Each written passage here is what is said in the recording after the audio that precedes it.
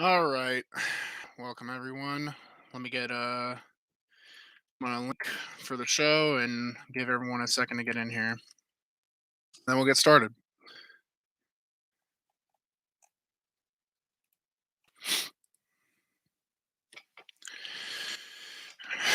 We'll give it a second.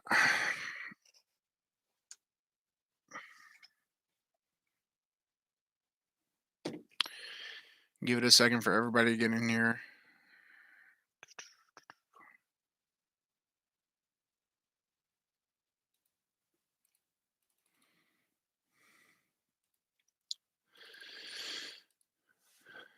I see some people have tuned in. Let me know if the audio is okay.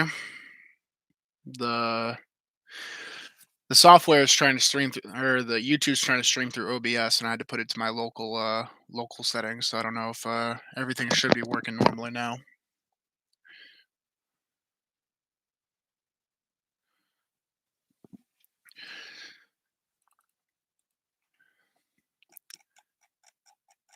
All right, we're gonna get started. Thank you, John. I appreciate it. We're gonna get started. Really didn't expect, as a Vanderbilt alum and someone who loves the rivalry, I didn't really, and it's disheartening to say, but I didn't really expect the Doors to go in there on the road and get a win. Getting a win in the SEC is hard enough. Being this team, 2-9 before coming into the game is already hard enough to get a win. To go on the road and get one, I mean, against a red hot Tennessee team too, is going to be. I mean, it's going to be an uphill battle, and I think something that needs to be stressed to this team starting next year, no matter what, is start fast, start fast, start fast, start fast, and like we can't, if the defense gets the ball, or excuse me, not if Vanderbilt's defense is on the field first, we give up a score dang near every time. Every time we'll give up a score on the first drive, no matter what. And the defense has gotten better. But this is just holistically throughout the season. We can't do it. Um, if we get the ball, it's usually 3 and out. I think against Missouri, and Kentucky, we had first downs on those drives and we're able to flip the field. That's fine, but then we immediately go and get scored on, right? So starting faster is going to, not even starting, showing up to the game. Show up to the game, first and foremost. That's that's what I would recommend. And if you're not watching right now, Vanderbilt is playing. Vanderbilt is, or not Vanderbilt.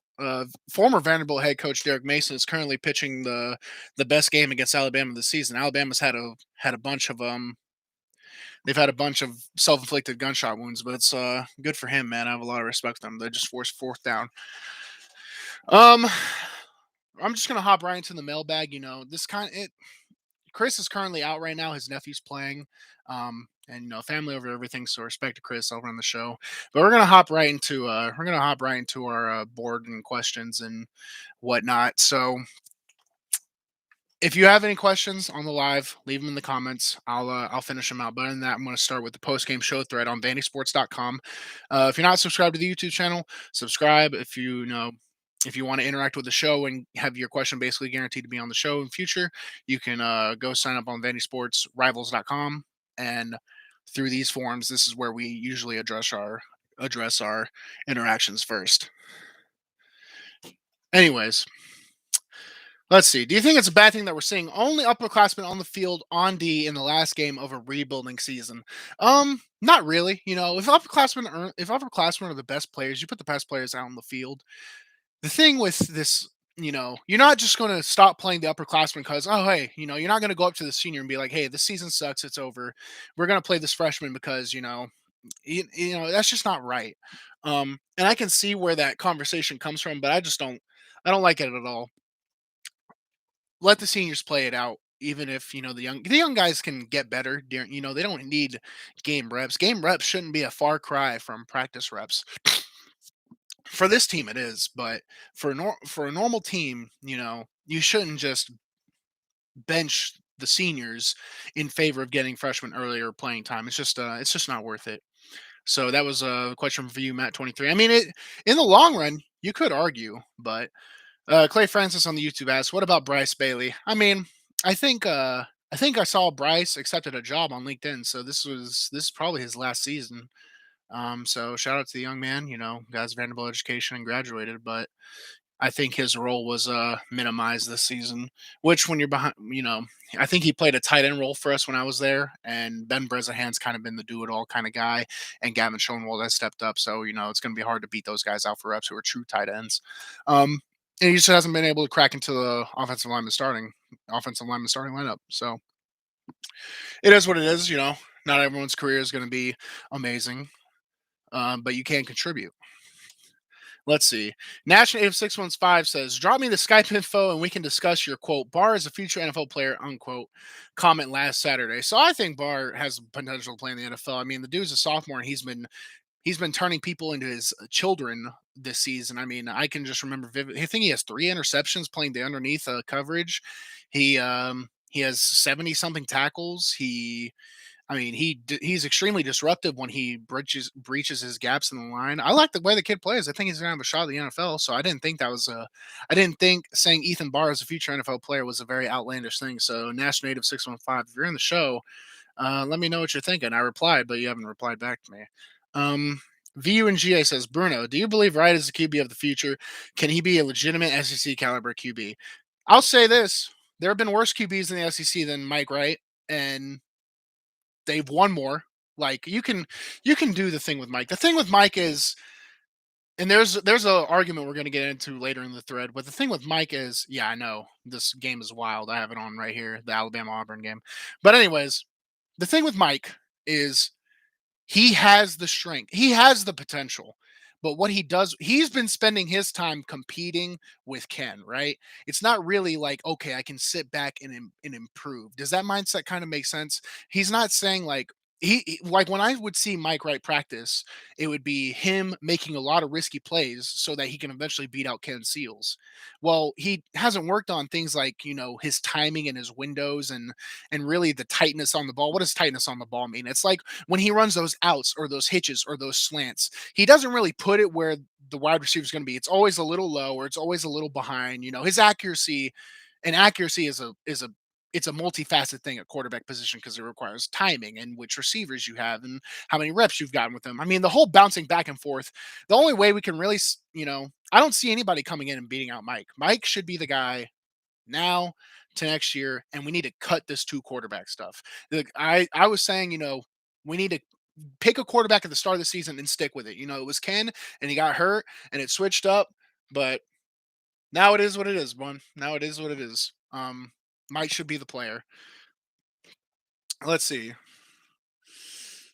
The wide receiver is running around. Door King asked, "What were the odds of converting the 4th and 1 on the 20? Did you agree with the decision? What does that decision suggest to the team?" So that's a good question, Door King. If you missed it earlier in the game, we were backed up on our own 20-yard line and we went for it on 4th and 1, which if we didn't make it, it would have been a score. They would have scored on us one way or another, touchdown and we were down 7-0. So it was a very non-clutch time. I've never seen anything like it. So if anyone can think of a 4th and 1 in the first quarter when you're backed up on the 20, tell me that. And what does that tell the team? It means they came there to win. I agree with the decision. I don't think it's a risky decision from a coaching practice standpoint because everyone's going to look at you and be like, oh, you didn't follow the spreadsheet. But I liked it, and the players converted. It's 4th and 1. You should make those those should be 70 to 80% completion. They really should be, but we went for it a 4th down a lot when I was a senior and a junior, and I think our completion was 55 to 60, so it was a little below average. But those typically should be like 70 to 80%. 4th and 1 is if everyone just gets in front of their guy, the running back can slam against whoever has him man into the points. All right, they're into the first down. Let's see what other comments we got here. Bruno, how angry were you after the 2-play score at the beginning of the second half? Yeah, man. Uh, it's I've kind of fallen into the trap a lot of Vandy fans have, where it's kind of to be expected until it isn't. It's kind of dead to me at this point. It's a weird thing to say, but I sort of see it coming. It's like, oh, how is Vanderbilt gonna get behind this time. And it's not like I hate the school or I'm like it's just how it is when you watch 2-10 football, it's not a fluke why they're 2-10. They're 2-10 for a reason. It's not like, oh, we accidentally messed something up this way. We accidentally messed something up this game. No, it's a consistent mess up every single week. And that early coming out of the second half score was one of them. It's just coming out flat, not ready to play, and it is what it is. Now the season's over. Dorking asking when the season's over, what are you guys hearing about potential staff changes? It's gonna be tough to, identify on defense if there's gonna be any changes because the defense has improved all the way around. Um, regarding the staff and player staff, everything. They were getting a lot of turnovers. They were coming out to play. They sort of, fumbled at the end of this game, but this is a really good UT offense that they were up against, and they gave up some points. But in the other games, the defense was really the only thing giving us a chance. The offensive side of the ball, I think you're going to see maybe, you're going to see two or three coaching changes. Just what happened was unacceptable. I mean, the fact that they switched their play callers going into fall camp speaks volumes. That was kind of a sign that the season was a dud from the get go. The fact that you had to make a decision like that, because no one's on the same page. You spent all that time in the spring and summer to try and get on the same page, and then you change everything it's like, hey, we play in 2 weeks, and that's sort of what led to the ETSU fiasco. So there's definitely going to be some changes on offense. I think they really like the offensive line coach, so I think he'll stay. But other than that, it's probably going to be open season for that side of the ball. Let's see. Bruno, Jake CVU says, Bruno, what are you drinking to get through this rough stretch of VU football? So I always, if you follow me on Twitter, I'm a troll. I don't consume alcohol or drink or do drugs. Not my thing. I just raw dog Vanderbilt football, which is probably a very unhealthy thing to do, but I definitely raw dog it. If I did have to drink something, it'd just be some Jack Daniels, but the real question that Jake has is the QB situation is futile right now. You can say that again, man. Wright has a spark, but not enough arm talent to make it work. Seals has the arm talent, but also has the yips and not enough speed to extend plays. What would you say VU needs in the QB to make the jump? Do we really do we have the guy VU really needs on the roster right now? So Ken should be the quarterback for this team, and he does have the yips. I don't like what the second part of your question was, oh, Ken can't extend plays. Well, Mike can extend plays, and what has it done for this team? Extending the play really only works out 2 to 3 times a game, whereas if Ken can sit in there and make the throws. Mike can't. The normal hitches, the cross body. I mean, the pick Mike threw at the beginning of the game was just so ugly. Not to say Ken hasn't made those mistakes, because he has, but when Ken came in for a little bit, you can just see it's a lot tighter in the windows where the ball needs to be. Ken, in my opinion, seems like a better quarterback, but he does have some issue where the offense just doesn't click with him in there. And that's on, hey, when you're the quarterback, that's on you, big guy. That's on you. You got to lead this team. I think this team struggles to find a leader, and I think Mike Wright has been that guy for this team, whereas he might not be the right quarterback. He is the one for this team right now. I think with Mike, you can go to a bowl game. I think that's your ceiling with Mike. I think Mike could, at the very, very high end, win 7-ish games, you know. But if you ever want to make that next jump, yeah, you would need a better quarterback. But you can get it done with Mike. You can do things that haven't been done at Vanderbilt in years with Mike. I mean, they had some close games this year. Mike needs to not turn the ball over, learn how to throw these short passes, because the argument later in the thread is that Mike struggles with arm talent, and one poster is like, well, he can throw the ball deep. Yeah, quarterbacking is an extremely complex thing. And Mike does struggle with a lot of stuff with throwing the ball, but he can throw it deep. If we can just clean up these short throws and decision makings.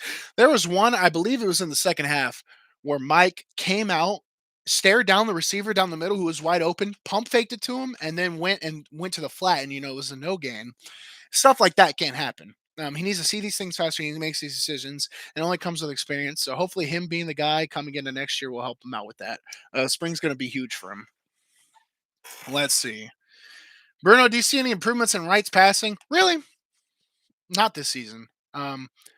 I don't think I saw anything tangible from Mike, getting better. And in the season is not really the time for a quarterback to work on a skill set. Off season is going to be huge for Mike. It'll be something we'll be watching when it comes to springtime is how he develops because Mike has to be the guy. I don't think Mike's going to not be the guy after this game. So Raiders 1967 says both O line Grayson Morgan from NBA and QB Reese Mooney from Denham Springs, Louisiana, mentioned new facilities in their comments on their commitments. Morgan commented a week before renderings made public.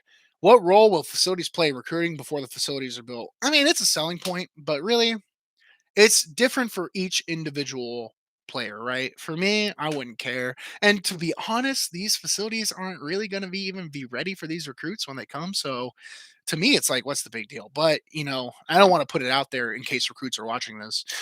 Sell the facility, sell the dream. It is what it is. Every coaching staff does it. You got to be a little, you got to play the game a little bit. So the facilities aren't going to win this team games. I mean, facilities weren't going to make us win the Mizzou or the South Carolina game or not get 38 put up on us this game. It's not going to be the end all be all. Um, Corey Bond on YouTube says Mike Wright needs to be the starting QB. A full offseason and the try two starter, I think will put him in the position to help the offense excel. Yeah, I think he's the guy right now until they get better, and it's gonna be hard to find better. I think he's the guy, man. Um, let's see, we're going on lower and lower. Uh, Vandy Savage. I always see you on the board, man. What's up? How do you overcome Wright's throwing limitations? Guys open all day. He just misses them. Yeah, well, Mike loves and he loves leaving the pocket, especially when he doesn't have to. There's a lot of times in the game where Mike runs out of the pocket for no good reason. He doesn't step up into his throws. He goes all the way around and he misses routes like that because when you're running, you can't throw the ball accurately. Throwing the ball across your body accurately that's Patrick Mahomes level stuff. If you can do that, you'll get paid 500 million in your lifetime for playing football. But it's not, you can't do that. So Mike sees the people open when he's outside the pocket, but to set up and then make the throw, by that time the window's closed or he's getting pressured. He needs to learn how to sit in the pocket, trust these passes. So two things Mike really needs to work on is flat out accuracy and throwing motion. That's a given. And so what comes with accuracy? Timing, understanding the routes, little things like that. And the second thing is staying in the pocket, staying in the pocket. You got to trust your O line. There are times where you can go outside the pocket and try and make a play, but I think you see more often than not that Mike leaves the pocket and it kills the play. For every two great plays Mike has leaving the pocket, there's eight where he runs out of bounds 2 yards short on third down, or he misses routes because he's outside and has to throw the ball away. So I just want him to get out of that habit, and that's just me. Um, and that's really it from the Vandy board. A lot of the arguments are currently, can Mike Wright be the guy? Well, here's the problem. He's going to have to be because we don't have anybody else, right? Moosa's entering the transfer portal. Who knows what's going to happen with Ken Seals? Personally, I don't know if he'll stay if he's not the starter.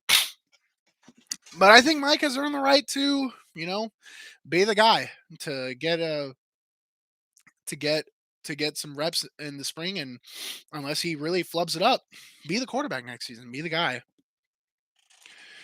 The thing that's so frustrating, excuse me, I'm a little sick,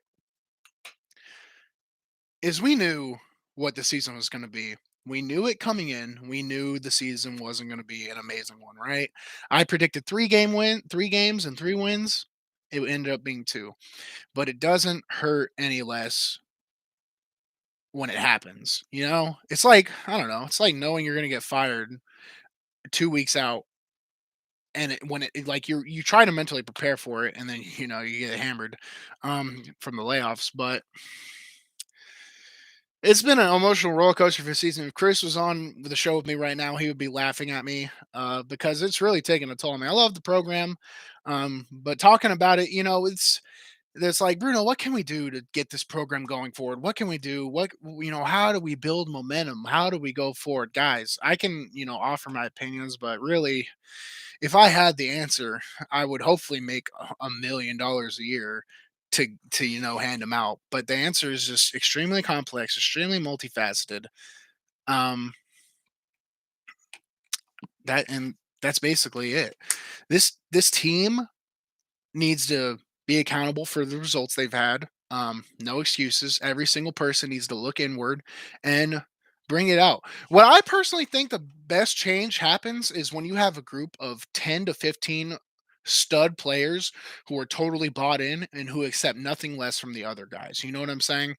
Like even when played and Cole Clemens, who was a freshman at the time, came on the line. If he made a mistake, we would let him know like that's unacceptable, but we would also be there to lift him up, right? Um, and just little things like that. True change is going to come from the players. You can put whatever coach you want in there. The players are going to have to step up. Someone's going to have to be a leader one day. When Mike, I think, can be that guy, and you're going to have some hard people follow him and set the standard. I think that's going to be the path forward for Vanderbilt. But you know, underwhelming season, underwhelming final show to give you guys.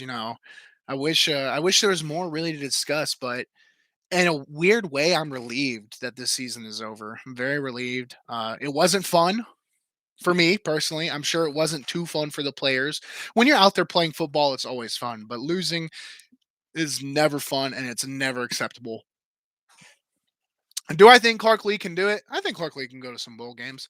Um, if he ends up, having a winning record, that's the first since heck 2013. So we're coming up on the 10-year mark of it, and that'll be an accomplishment in of itself. I think, I'm going to hold out judgment. I knew this was going to be a project and a long term thing, and we'll just see where it goes, man. I'm I'm not excited for next season, really. And I don't think there's anything that can get me excited. But when next season comes, I will be here watching, just like everybody else. Let's see what Corey Bond says. I think this was the most impressive receiving corps since the Flyboys era. I think so too, man. I mean, we talk about no talent on the team. Well, Chris Pierce, Will Shepard, Amir Abdul, um, Cam Johnson, like just four studs right off the bat. Does Shep have what it takes to help Mike out alone next year, or who are the guys that are going to have to step up? Yeah, man. I mean, earlier this season, they were treating Shepard like he was the only guy out there. And there would be like maybe three or four passes to Chris, but there was nothing to Cam, nothing to Amir. They were treating Shepard. It's like they were preparing for having Shepard as the only wide receiver. There's always someone that steps up. Even when I played, Chris Pierce was like the underdog back then. But I knew that kid was going to be special one day. He just needed his moment. He gets his moment, he goes out there. There's a young cat out there who's going to go out there and shine when he gets his opportunity next season, who's behind guys like Cam Johnson. Guys who, if Cam Johnson wasn't playing, we would be furious, right? So Cam has to play.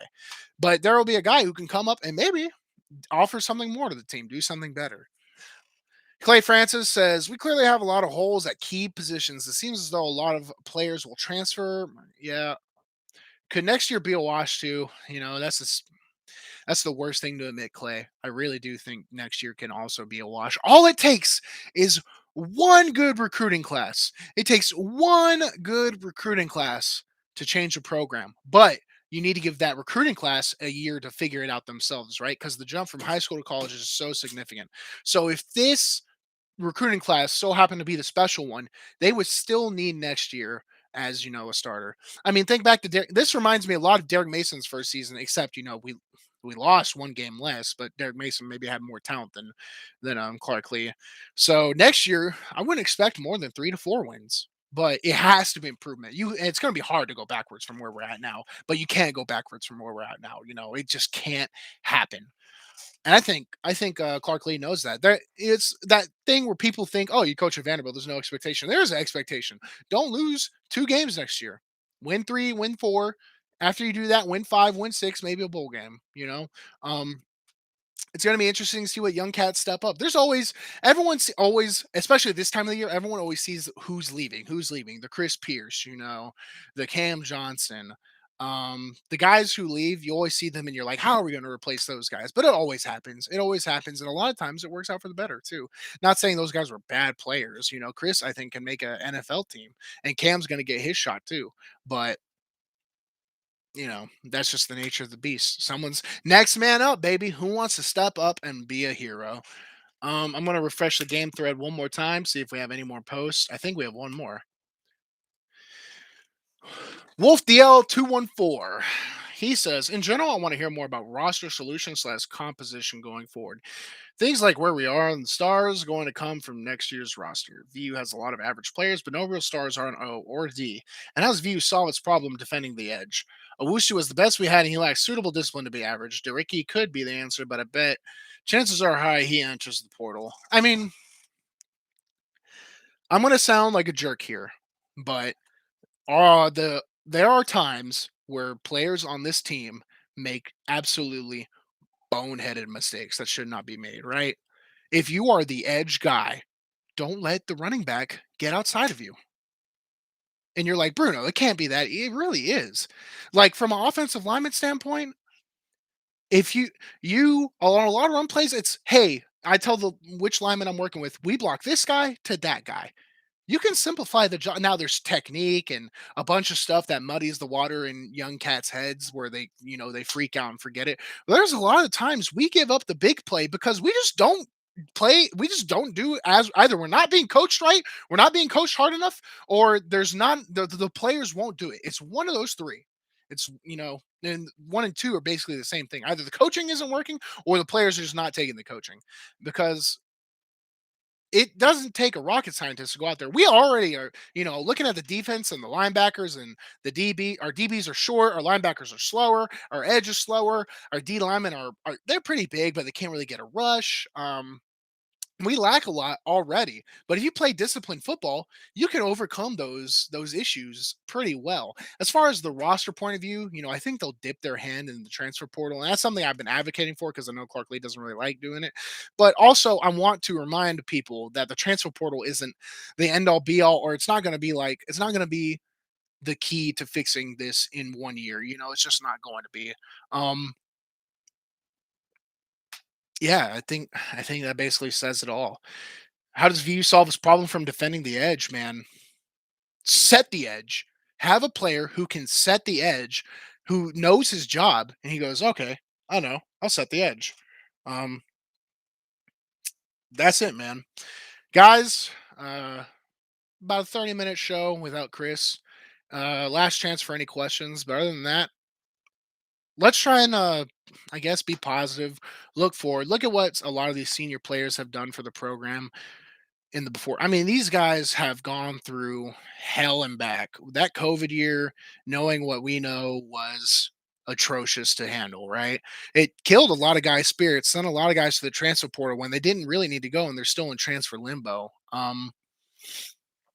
It was truly rock bottom. I don't, we that word gets thrown a lot around a lot in Vanderbilt world, but these guys are fighting back from rock bottom and trying their best. So I'll be here to support next season.